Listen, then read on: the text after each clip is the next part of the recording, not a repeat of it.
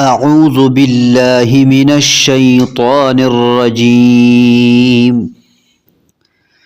بسم الله الرحمن الرحيم. وإذ قال موسى لقومه يا قوم إنكم ظلمتم أنفسكم باتخاذكم العجل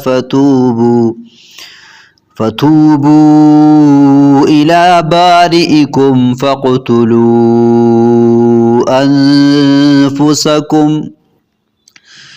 ذلكم خير لكم عند بارئكم فتاب عليكم إنه هو التواب الرحيم.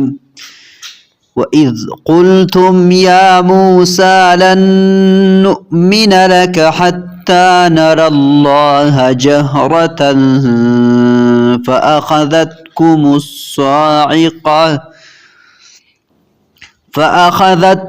الصاعقة وأنتم تنظرون